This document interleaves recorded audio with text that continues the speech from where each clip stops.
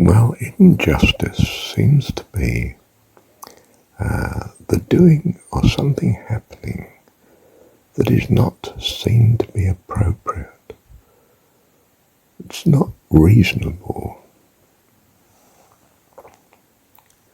So, I'm thinking of, to be specific, my wife divorces me, and I can't see why it's justified or why she's done it. It's as if her behaviour is not consistent with what one would have expected from the relationship. And of course, what we're also saying is that the result of that behaviour is a great cost to someone in the system. In this case, of course, I mean myself. And the problem of injustice is that you then have to live with that cost, not understanding in what way it's justified. And clearly it's a cost that's not to your apparent advantage. Now, of course, if you trust God sufficiently, then you will take it that it is to your advantage, and therefore the injustice will have very little discouragement effect on you. Because, of course, you're always encouraged by the strength of the relationship that you have with God, and in particular, His loving care.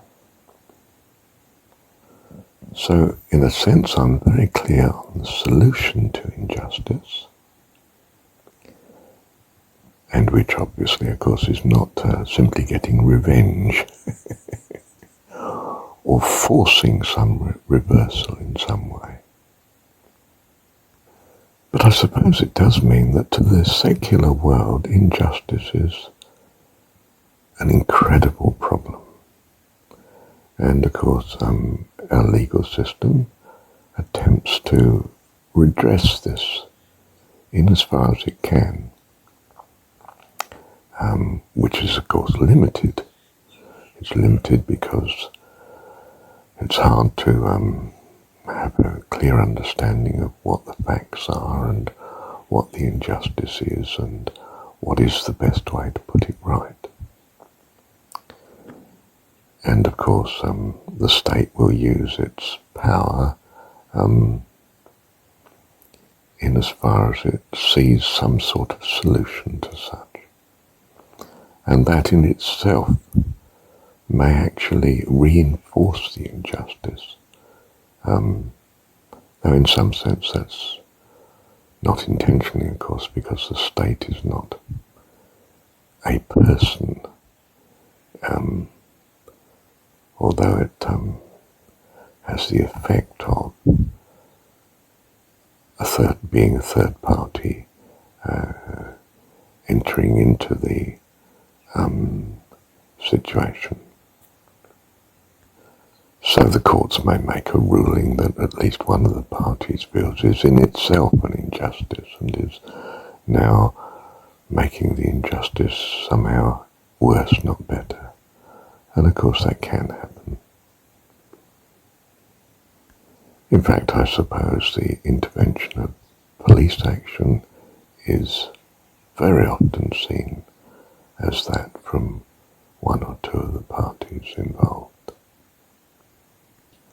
But on the other hand, in a sense, it's the best that the state can do. To do nothing would leave a situation of anarchy in which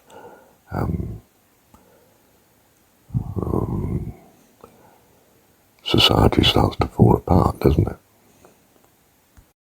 Well, I'm wondering if I can think of a secular answer to injustice. The secular solution is really, perhaps the state can be organised in such a way as to be more able to redress injustice. And, that is a strong desire. Well, the Christian religious solution is, of course, the way out. I mean, not to make the situation worse by retaliating.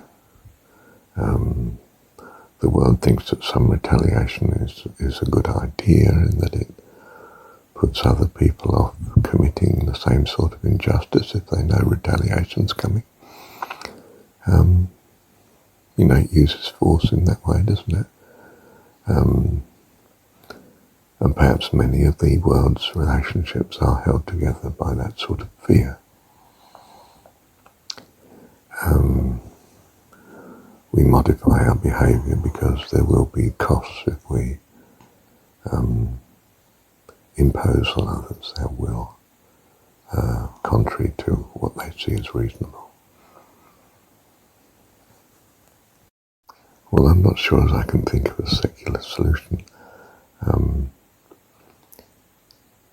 And I suppose I am preoccupied with the fact that the godly solution is we trust in God, and that takes away the enormous amount of the pressure of injustice upon the aggrieved party.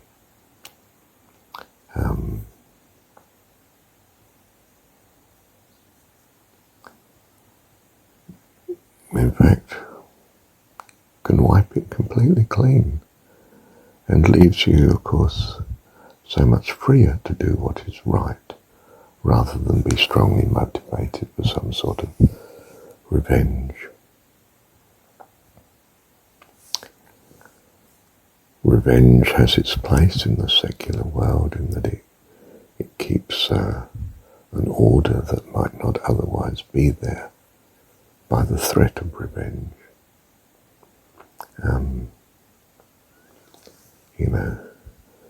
Nobody's going to want to enter into some vendetta situation, for instance. That's going to be ongoing disastrous. And to hit back is something of that. But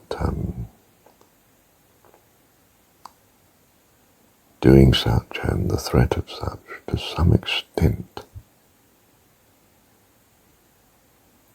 can result in the secular structure that we see. It's the Machiavelli approach, isn't it, that you can rule by love, but people that are not terribly loving are ruled much more effectively by fear and force. And that's the dilemma that the world is in without God. And it's major, isn't it?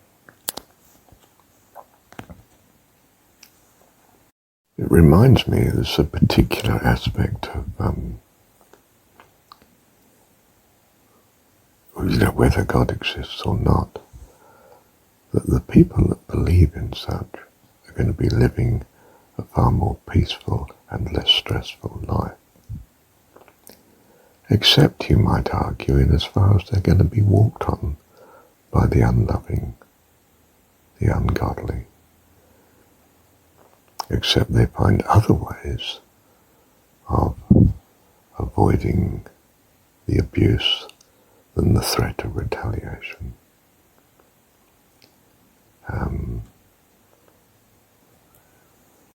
So there's an area here of murkiness, if you like, where we're not quite clear in what way the godly are to deal with the malevolent, that for whatever reason are seeking to do harm.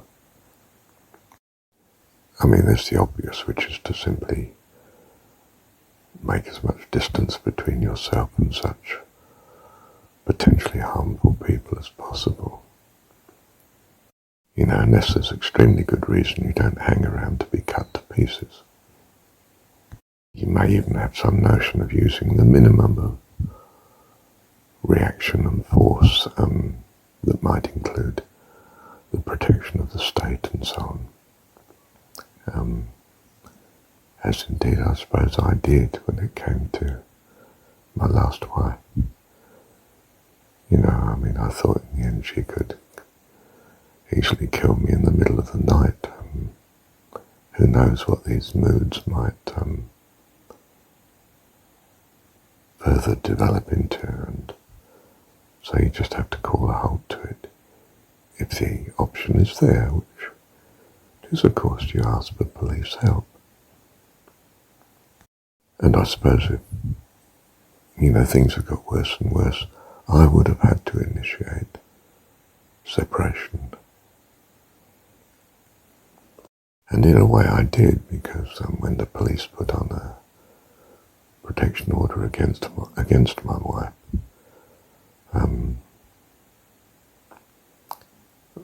I applied to the courts for it to be temporarily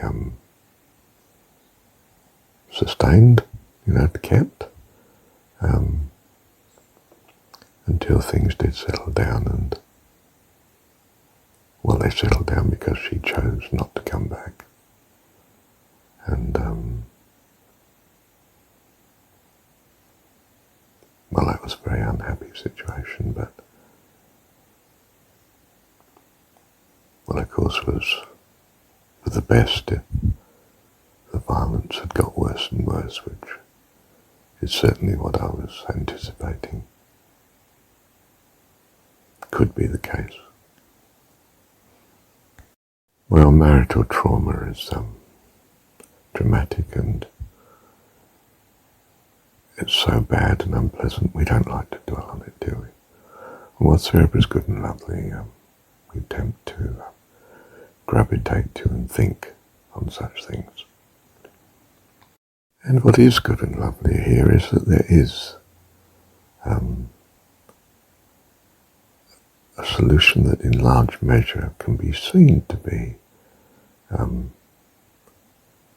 the best way to go, and that is a trust in God that He is ruling despite what you might be praying for instance, when He doesn't respond by simply putting things right, in your estimation and evaluation of such. And in the longer run, of course, you can very often see how God's taken you through a path that was very necessary and actually a great blessing. But yeah, you did find it tough at the time, and of course you'd have found it far less tough the more you are able to trust God for the situation. So the solution is pretty straightforward, really. You're up against something that is extremely unjust, as you understand it, or extremely bad, might I say, and you exercise great faith in that God is doing it for a blessing, and that you should do what is reasonable to do in the circumstances to avoid the situation being obviously worse, at least in the short run. So, if you think there's danger to life and limb, you get yourself out of there if you can, and you're still trusting God that perhaps in some way He's going to put it right, put the relationship back together, but you're also trusting that if He's not going to, that will be what is truly right. It's quite simple, really, isn't it? I don't mean that you'll have an easy time of it, because it will depend on how much experience you've already got. If you like, how much investment there is in this relationship with God, which you can call upon at such a time. And some people, of course, have very little relationship in such, and are therefore more exposed to problems of the like. A great turning to God will do it, but be better to be equipped with a loving relationship with God already, of course. Am I making a relationship with God a question then of self-interest? Yes, of course I am. Relationship with wonderful people is incredible self-interest, and if it's truly wonderful, it'll be a blessing, purpose to be a blessing to for all life, everything that God cares for. And I hold the view, don't I, that if He made it, He values it and cares for it. So we are concerned for the welfare of all, and that's a sort of universal principle that we're not fully equipped to handle, but we're moving towards it, where we purpose to be a blessing wherever we go, certainly to all life, and probably to all. Thank you, Heavenly Father. Well, I don't know if it's helpful to add, but I mean, the outcome has been for me to have more time to be spiritual. And, well, I may have been in not so much a dead end before my wife deteriorated. But well, I certainly didn't do all this recording, for instance, which has been major for me. And of course, I'm now free to pursue spiritual life without having to constantly make sure it's compatible with my marriage. And no doubt that is the argument for celibacy and, you know, priests, for instance, not getting married, and monks and so forth. But whatever. Yes. So materially, well, yes, it's taken a terrible hit. I no longer own my own house, although I'm driving a lovely car because I've spent some of the equity on it, and I've given away a lot of money. I mean, relative to my means, of course. I've given away most of the equity because partly in generosity, but also partly in that it was not a great benefit to me.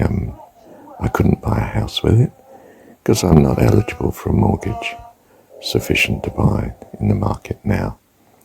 And, you know, or in the last 5 years, really. And so I've been blessed by it.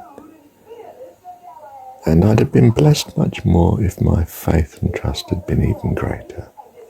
I say even because it was great for me, in the sense that I did practice being thankful. You could say not successful enough in that at times I still felt wretched. But they were passing times, and passing because of,